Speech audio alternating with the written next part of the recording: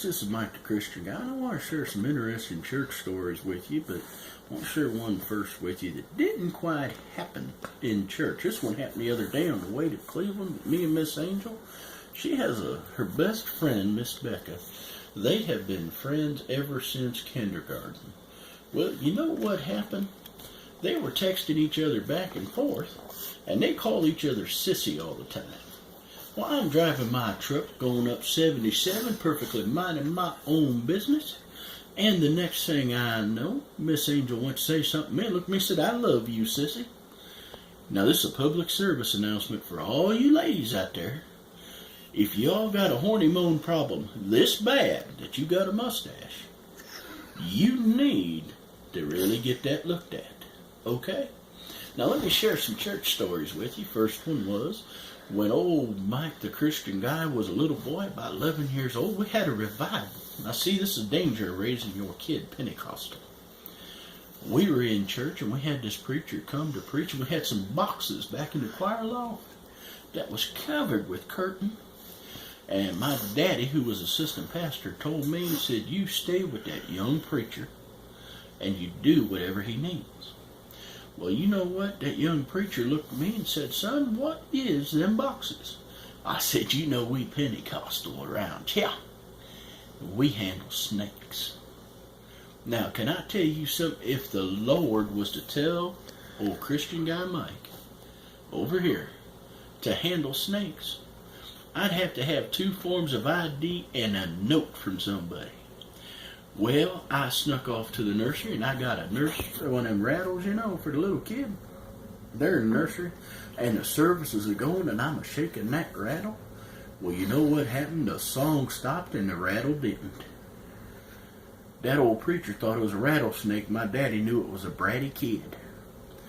He turned around, looked at me, and pointed towards, as Mark Lowry would say, the old sanctuary.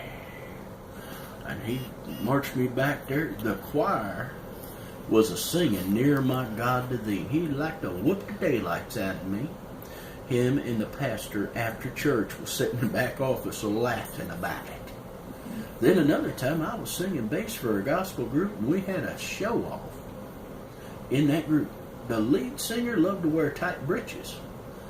Well, one night he put them tight breeches on and he went to do a dip, and when he did, he split his pants from stem to stern. The tenor singer looked at me, because I was playing bass and singing bass. I got to laughing.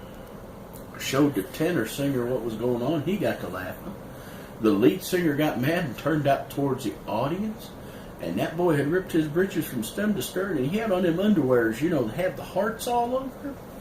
He said, "If you 2 guys don't quit laughing, you guys are going to have heart attacks." I said, "Son, if we do, I'll borrow one off your drawers." The whole church cracked up. Then I got to share the last one with you. And this one didn't happen to Mike the Christian Guy, but it happened to someone very close.